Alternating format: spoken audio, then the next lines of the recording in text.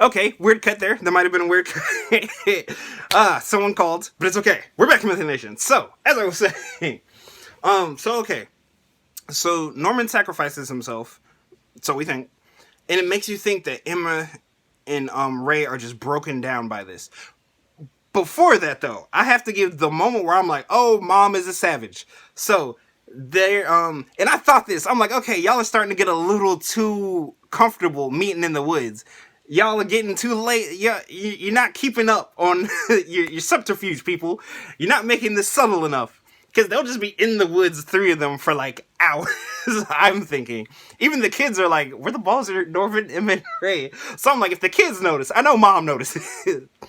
Out here having freaking picnics and whatnot in the woods. But anywho, so they're all talking and they realize, oh, mom has found us.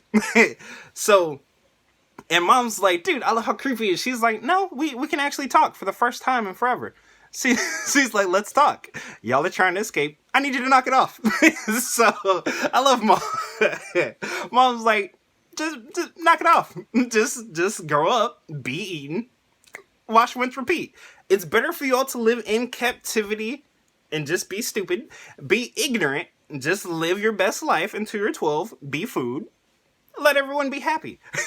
But again, I like the theme that touches on. It kind of is like, oh, the same thing that Madara, with rocking the Uchiha clan shirt. But Madara, you see this in a lot of animes where the villain will be like, I want world peace. I'm tired of fighting in wars. So, I'm going to do an infinite Tsukuyomi. Everyone's going to chill the flip out. And then we're good. But again, you have Naruto inside. On paper, world peace sounds amazing. Not exactly how you want to go about it, though. And you've taken away free will. You've taken away people's individuality. You're just throwing us in the Matrix. I'm like, again, another thing that it takes from the Matrix. Is it better to live happily, ignorant, and then die? Or is it better to be like, dude, I want all the pain that life has to offer because it makes it my own unique experience. I get to experience the highs. I get to experience the lows. You can't have joy without heartbreak. You won't appreciate joy until you've gone out for a job, gone out for something that you love and been told no, felt that pain, but then been like, you know what? Nah, screw that. There are no no's. It's just not yet. I'm going after it anyway. And then you get it. That joy, that elation you feel. You can't have one without the other. So I love that. Again, another huge theme that this show tackles beautifully. So again, mom corners them out in the woods. Everything goes to crap. Emma tries to basically let them escape, let them run. She tries to hug mom. And again, it's just such a sickening how it broke, that sound. It was so like, I thought she was like, oh, she snapped her neck. I was like, oh my God, she killed Emma. It was even worse. She's just like, no, I just broke your leg. I was just like, what? With a smile on her face, Emma's freaking out in pain. Norman and Ray are like, what the balls? And mom's just like, oh, Emma, you haven't hugged me in forever. I'm like, what, lady? Lady, what? She just snapped her leg with such an ease. She carries her back. I just love the images. You would think, oh, a mother carrying her child so lovingly. You're like, that's a beautiful image. And it just turns it on its head in the show. And I loved it.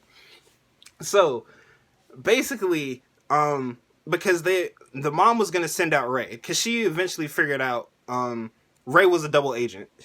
Ray used to work for her. But Ray's like, okay, I'm working for my boys, my kids now. Well, with my team, the kids now.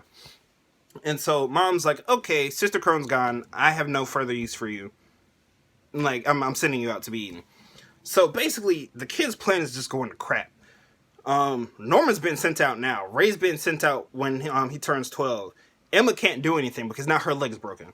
So Norman's gone, presumably dead.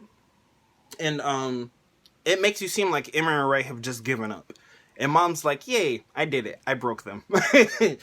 And then it gets to the scene where I'm like, Ray, dude, when Ray goes crazy, he goes crazy. So they meet in the night before Ray's supposed to be sent off. And they're like, of course I never gave up. Of course I've been planning. And I love how they did it. It made you seem like Emma was just, like she was gone. But she was... I was attacked by a burp. Okay, anyway. She was still planning. Ray was still planning. And dude, Norman, my G Norman, bro, master planner. Master planner. Even when I'm gone, I got a plan for y'all. So, they stick to the plan. How they... and Emma got all the kids together. Again, I love Emma. It may have been harder, but I got it done. All the kids know what's up. All the kids have been keeping up the pretense that we're good. We're still ignorant.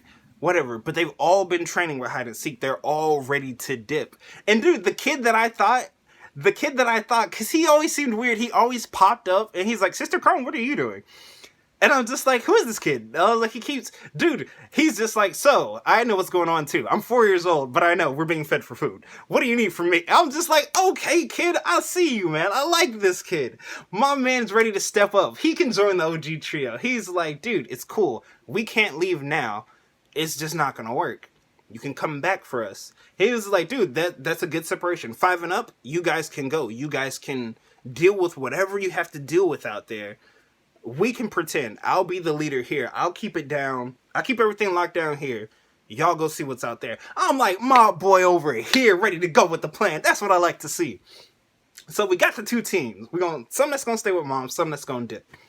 So Ray's like, okay, everything's ready. I got you under distraction. I'm going to make sure mom's not going to go. I'm like, okay, well, what's he going to do? Is he just going to fight her? All right, cool. This man is prepared to light himself on fire. I'm just like, wait, whoa. Dude, the look in his face, he's like, it's okay, Emma. I've had a wonderful time. I've made friends. You guys are going to be safe. It's cool. I'm going to burn up here. And I'm just like, what? But again, I love that that's what this battle, the battle of the minds, has pushed them to. And I love that. Not every battle... Like, I love Dragon Ball Z. I love My Hero. I love Yu Yu Hakusho, where it's more of a physical battle. But, dude, this battle of the minds, so to see how far it pushes you. Ray's prepared. Norman was prepared. I'm going to give him my life. Ray's prepared. I'm going to give him my life now. I'm going to burn... Because it's like, dude, that's the only thing that'll make Mother stay and give you guys time. If me, the prize brain, is burning alive, she's got to... And dude, you even hear mom say it. She's just like, okay, he's on fire. I wonder if I can save the brain.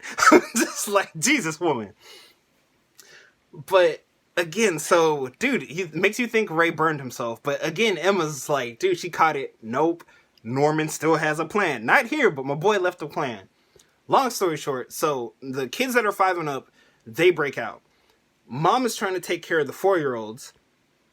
But dude, even she's like, okay, this is under control. She alerts all the demons like, hey, we have a breakout. Because mom runs the best plant. She produces the best kids. She's never had a breakout. She is basically the model citizens of moms, which is why Sister Crone wanted her position and whatnot. But anywho's, that's for another thing. So the kids are breaking out. They took all their thingies. They're on top of the wall. And they've shot their like little ropes cloths across the chasm, and they're ziplining to the other side. Which I'm like, it is taking y'all forever. Because mom was on it. Mom was running. Had the hair down and everything. I'm just like, oh.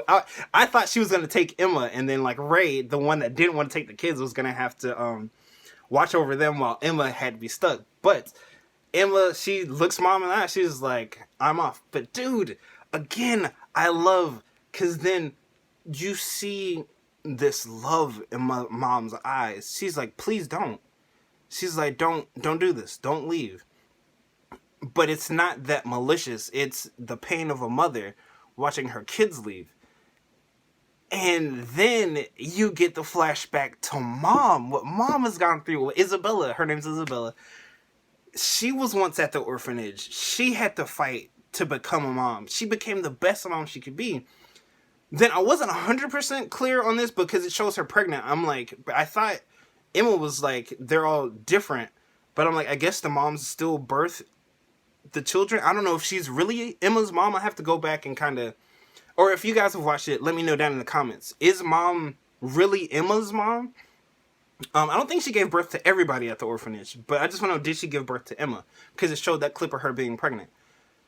And so, dude... So Emma leaves, they escape, they're off. On the other side, they're gonna go explore.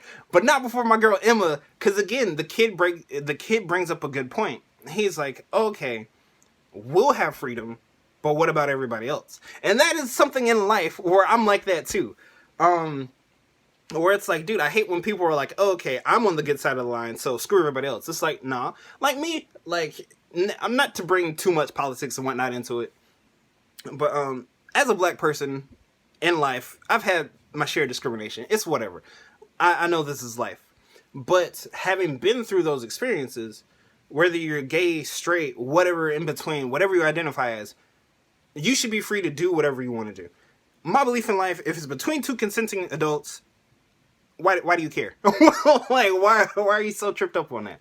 So, that kind of touched on that too, and something like, and just a little quick thing, it's just like, okay, we will have freedom, we will be safe, what about everybody else?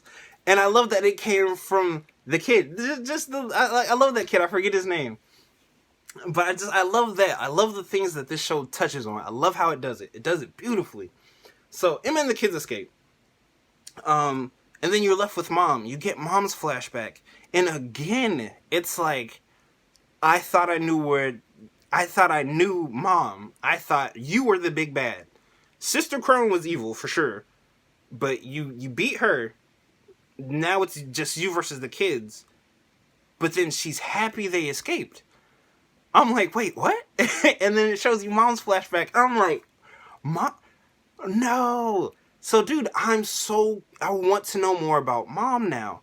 I want to know more about her experiences at the orphanage, how her journey to becoming a mom.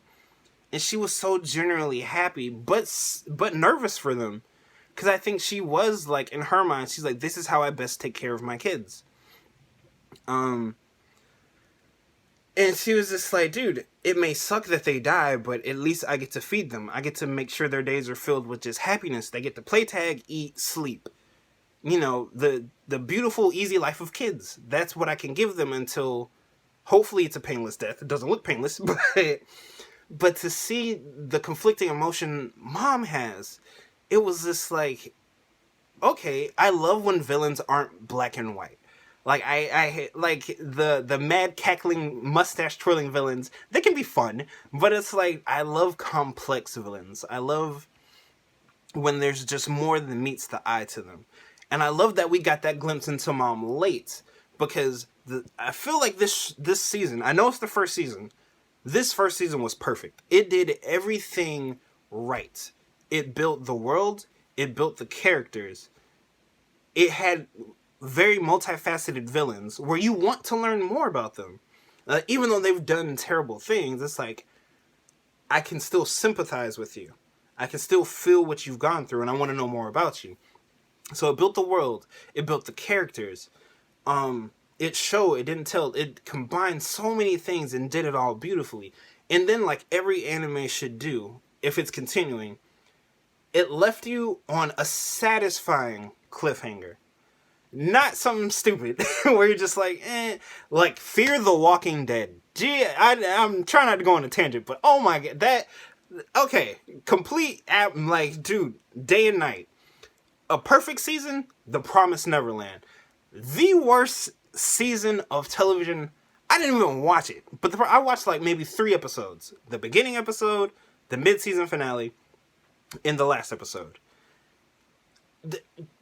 Like, Fear the Walking Dead Season 5 was a failure on so many levels. The most insulting level is that it just insulted the audience. Like that. Like, the thing about Game of Thrones, it did not end how I wanted it to end. But I will say, at least they tried to recognize that, okay, that wasn't our best. But they tried to stick by it. They're like, that's the story we wanted to tell. It wasn't the greatest, but it was what we wanted to leave it as. There's still some moments from the last season of Game of Thrones where it's like, okay, that was cool to watch. I may not have agreed, but it was at least entertaining television. It provoked a discussion. I was never the biggest fan of Fear. I have gone on such a huge tangent, but I'm staying on it because I'm bringing it back around to The Promised Neverland. I love The Walking Dead. The Walking Dead is awesome. Great television. And if you fell off, again, please jump back in. Season 9 and 10, The Whispers, Alpha and Beta. I love that last episode. As a matter of fact, I'm going to do a video about that last episode. Alpha and Beta, The Whispers, amazing. I guarantee you. Now's a good time to jump back into The Walking Dead. You will love it. You will love it. But Fear, I've never been a big fan of Fear, but they put it all on Hulu, and I was just like, yeah, I want to watch some zombie stuff. I marathon seasons 1 through 3. Season 1 was alright. I just liked it. It was a different world, new characters. Season 2, better. Season 3 of Fear the Walking Dead is amazing. It had everything that Promised Neverland has. Rich characters, actual conflict, characters grow. It had everything you want. Everything ended on a cliffhanger that was satisfying, that made you want to turn in. Season 3 of Fear the Walking Dead, amazing. The only one that I have on DVD, because it's the only one that you really need. It really is. Season 4, it crashed and burned. But I was like, okay, they've heard the feedback. They have to do better. My boy Dwight. I love Dwight. Dwight's one of my favorite characters from the comics, one of my favorite characters from the shows. I was like, okay, they got Dwight, I'm gonna tune in. I like Morgan, when he's crazy psycho Morgan, but I like Morgan, but I was like, alright, let's see. Morgan and Dwight, I thought, okay, let's roll with it. Then we get a connection to the group that took Rick. I'm like, okay, let's roll with it. Nothing happened. How does nothing happen for 16 episodes of a television show? Nothing happened? Bruh, I get it. We're here to help. Oh, okay. I don't want your help or need your help. No, we're here to help you. I'm like, oh, okay. All right, fine. I guess. I don't know what happened there, but we're going with it. Okay. Good. Okay. Not professional with it. We're gonna roll with it. I'm not editing anything out. But anywho. So, okay. Nothing happens for 16 episodes of How? Even when you have this is the group that took Rick. I'm like, oh, okay, cool. All right, we learned a little bit about him, but nothing. It would have been cooler if they took Althea. I'm like, dude, do something.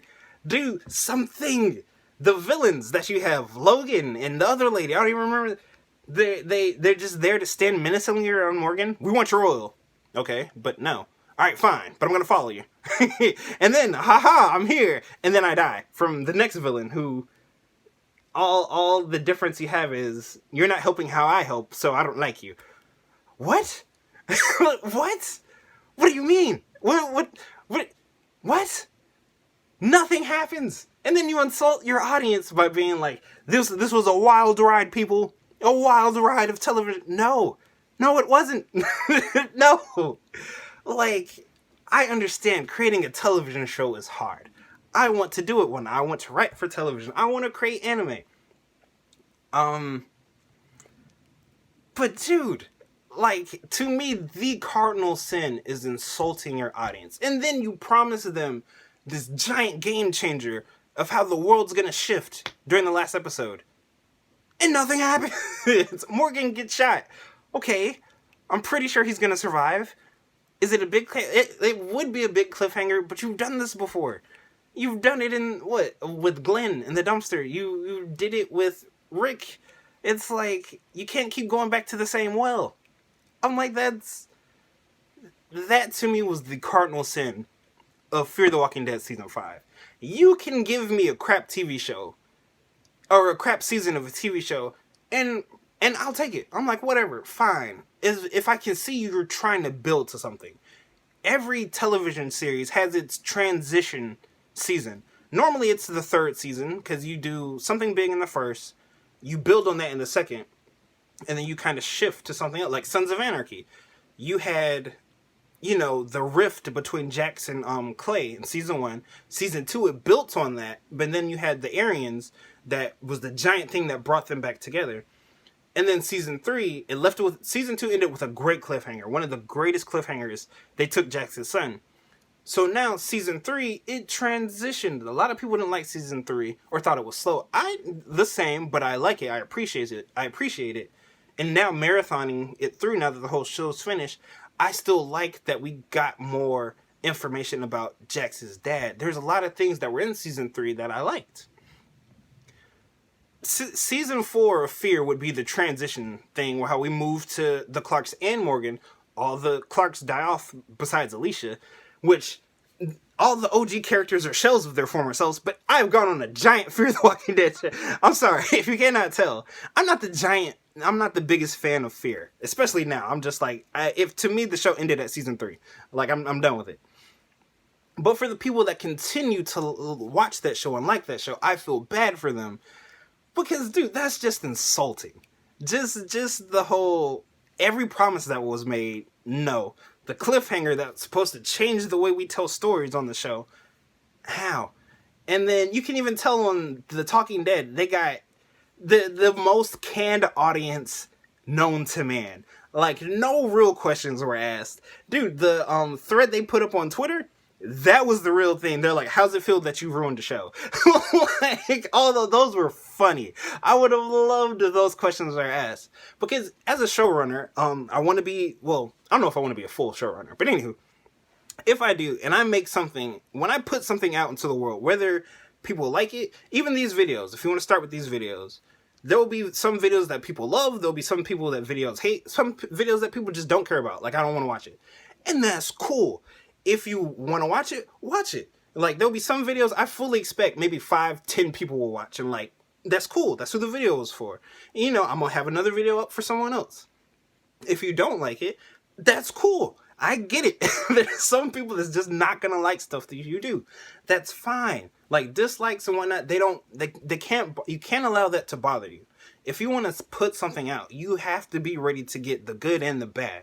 That's one of the things I actually love about YouTube. I've had comments that are like, dude, your video was awesome. I have videos that are like, dude, you're stupid. You should delete your channel. Like, go kill yourself. I'm like, thank you, kind person on the internet. Thank you for that. So for the showrunners to just be so blind, to be so ignorant, that to me is the most insulting. So whether it's YouTube, whatever I go on to next, as a wrestler, if I have a crap match, I'm going to be the first to admit, yeah, that was crap. I'm not going to come and be like 5 stars. Dave Meltzer should give me 5 stars. That was my most amazing match ever. No, I'm going to own it. I'm going to own it. If I'm like, nope, that sucked. That was crap. I'm sorry. I'm going to own it. Because good or bad, it's mine. My name is on it. So I'm going to own it. And I feel like the showrunners have not owned season 5. That level of arrogance is insulting to viewers. And like, that to me is the cardinal sin of art. So I went on that giant tangent just to show you the bad Fear the Walking Dead season 5 compared to the amazing The Promised Neverland, the first season. I know it's just the first season. I really hope they keep this up. I really do. By all accounts, it sounds like One Punch Man season 2 took a dip compared to the awesomeness of season 1. I genuinely hope the show keeps it up. If the show were to end with just this, I would still call it perfect. Because again, the cliffhanger is satisfying. You've learned about your villains. You've learned about your main characters. They're going off to continue to explore the world. But it's open in a good way. Like, it's not insulting. Everything I felt was done with authenticity, with love and care, and with attention. So, that was like a mini review of Fear the Walking Dead and The Promised Neverland. So Fear the Walking Dead gets a -10. The Promised Neverland is amazing. The show is amazing. I didn't touch on all my favorite moments just because, again, I feel like you should go in, you know, not knowing everything that's going to happen, even though it was spoilery. So I talked about, you know, my biggest parts. I love the show. I'm very, very eager for season 2 to see where this is going to go. To see how mom is still going to be at the orphanage, whether grandmother is going, what repercussions mom will face, what challenges Emma faces. It makes you excited. Like, that's what a show should do. That's how a show should end it. The Promised Neverland is perfect. The first season of The Promised Neverland, to me, is perfect. The Lion King, first season of The Promised Neverland. Those are the only 2 things that I will say I have watched that are perfect. Those 2 things. Fear the Walking Dead season 5 is a perfect example of what not to do. Rant over, review over. Like I said earlier, if you like this video, which I hope you did, I had fun ranting. Hit the like, share, subscribe, all that good stuff. If you did not like the video, feel free to hit the dislike button. Actually, no, don't hit the dislike button, hit the like button. I'm just playing. You can hit whatever button you want. You don't hit whatever button you want. It doesn't matter. We're all free people. Anywho's, that is the video, Mythic Nation. Keep spreading the peace and positivity. I will be back later. Do I want to continue ranting about Fear the Walking Dead? Because that was kind of fun. Nah, we'll leave that alone. My Hero is back. I watched the first episode. I'm so glad All Might and Deku are back. We, of course, we're all going to have to do that reaction to the new opening. But yeah, that's it, Mother Nature. I'm going to go work on a paper. Get ready for a test. I will see y'all later. Keep spreading the peace and positivity until next time. And that's it. All right, deuces. Go do something else with your day. I'll see y'all later.